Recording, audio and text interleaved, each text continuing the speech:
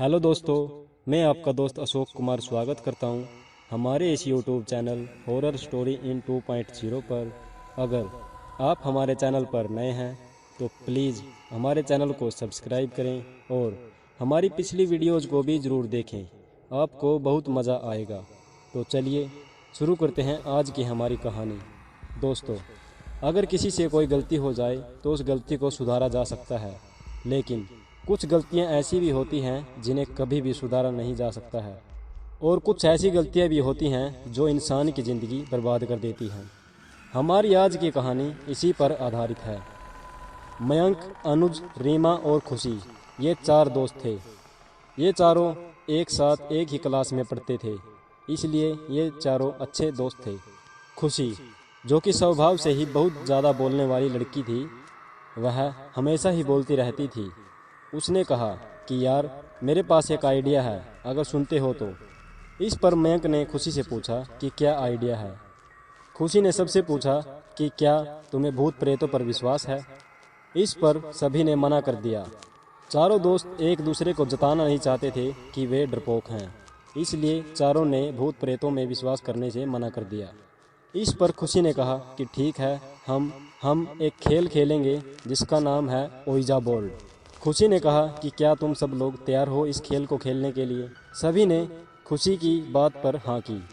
तो खुशी ने कहा ठीक है, हम आज रात को इस खेल को खेलेंगे।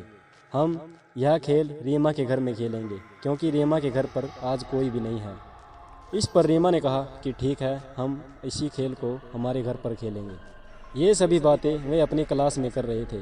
वे अपने अपने घर चले गए और खाना खा पी कर वे रीमा के घर पर इकट्ठे हुए। चारों दोस्तों ने कुछ देर बात की। रात के 11 बजने वाले थे। तब खुशी ओइजा बोर्ड नाम का खेल अपने पास ले आई और वे चारों एक ही कमरे में बैठ गए। बाहर का माहौल काफ़ी अच्छा था। खुशी ने ओइजा बोर्ड उन चारों के बीच में रख दिया और उस बोर्ड पर 4 मोमबत्तियां जला दी और बीच में उन्होंने एक कॉइन को रख दिया। खुशी का इतना करना ही था कि बाहर का माहौल काफ़ी ख़राब हो गया। तेज़ तेज़ हवाएं चलने लगी और बिजलियां भी काफ़ी ज़ोरों से कड़कने लगी। माहौल एकदम डरावना हो गया। खुशी ने कहा कि चलो ठीक है, हम खेल शुरू करते हैं। हम इस खेल के ज़रिए आत्मा को अपने पास बुलाएंगे। इस पर रीमा ने डरते हुए कहा कि यार, आत्मा को बुला तो लेंगे, लेकिन उसे वापस कैसे भेजेंगे। इस पर खुशी ने कहा कि जैसे ही भूत आ जाएगा हम उनसे बात कर लेंगे और खेल को ख़त्म करने के लिए हमें सिर्फ कॉइन पर हाथ रखकर क्विट ही कहना है। चारों ने कॉइन पर हाथ रखा हुआ था। तभी खुशी ने कहा कि अगर कोई आत्मा यहाँ पर है तो प्लीज़ हमारे पास आए और हमसे बातें करें। खुशी लगातार इस बात को रिपीट कर रही थी, लेकिन अब तक कुछ भी नहीं हुआ था। तभी कहीं से भेड़िए के रोने की आवाज़ें आने लगी। घर के खिड़की दरवाजे अचानक से खुल गए और हवाएं काफ़ी तेज़ तेज़ चलने लगी। घर की लाइट भी चली गई थी। कमरे में सिर्फ उन मोमबत्तियों का ही उजाला था। एक बार फिर खुशी ने कॉइन पर हाथ रखकर कहा कि अगर कोई आत्मा है तो वह हमसे बातें करे। चारों दोस्त ऊपर वाली मंजिल पर बैठे थे। तभी अचानक उन्हें आवाज़ें आई कि कोई सीढ़ियों से चढ़कर उनके पास आ रहा है। सीढ़ियाँ चढ़ने की आवाज़ें काफ़ी तेज़ी से आ रही थी और कुछ ही देर में वह आवाज़ आनी बंद हो गई। उनके कमरे का दरवाज़ा खुला तो चारों ने कमरे की दरवाजे की तरफ देखा, लेकिन वहाँ पर कोई भी नहीं था। चारों ने अपना हाथ उस कॉइन से उठा लिया और रीमा ने कमरे का दरवाज़ा बंद कर दिया और दोबारा फिर से उन्हीं के पास आकर बैठ गई। इस पर मयंक ने कहा कि यार, यहाँ तो कुछ भी नहीं हो रहा है, ये खेल तो बकवास है। मयंक का इतना कहना ही था कि दरवाजे पर ज़ोर ज़ोर से नॉक की आवाज़ होने लगी। अनुज ने उठकर दरवाज़ा खोला, लेकिन दरवाजे पर कोई भी नहीं था।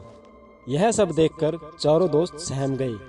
अनुज ने झट से दरवाज़ा बंद कर दिया और वहीं पर आकर बैठ गया। फिर रीमा के घर के नीचे से बिल्ली के रोने की आवाज़ें आने लगी। चारों दोस्त डर गए थे। फिर बाथरूम से पानी के नल की आवाज़ आने लगी, जैसे वहाँ पर किसी ने नल खोल दिया हो। खुशी ने कहा कि यह हमारा वहम है।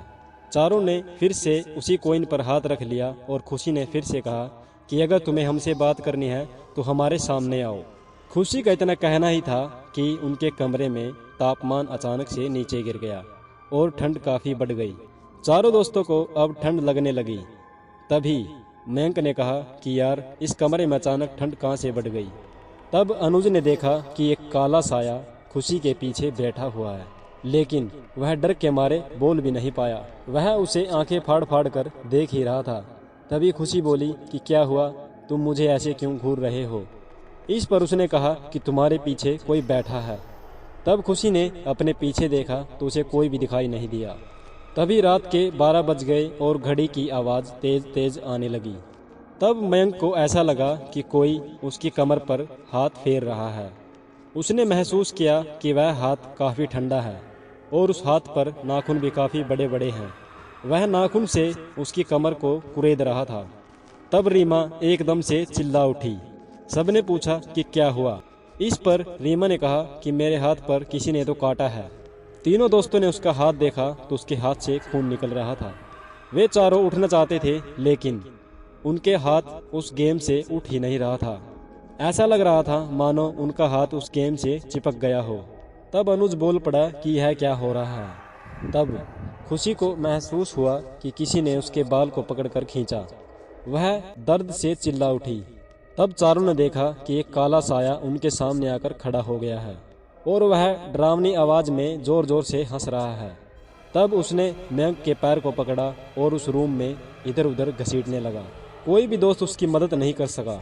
वह काला साया उसे घसीट कर उस रूम से बाहर की तरफ ले गया और उसे सीढ़ियों से घसीट कर नीचे ले गया। नीचे से उसके चिल्लाने की आवाज़ें आने लगी और कुछ ही देर में उसकी आवाज़ें बंद हो गई। तीनों दोस्त चिल्लाने लगे। तब खुशी ने उस कॉइन पर हाथ रखे रखे ही उस आत्मा से पूछा कि तुम्हें क्या चाहिए। उस काले साये ने तीनों दोस्तों की तरफ इशारा करते हुए कहा कि मुझे तुम तीनों चाहिए। फिर उसने कहा कि मुझे यहाँ पर बुलाकर तुमने अच्छा नहीं किया। अब देखो मैं तुम्हारा क्या करता हूँ। उसकी आवाज़ इतनी डरावनी थी कि सहन करना भी मुश्किल था।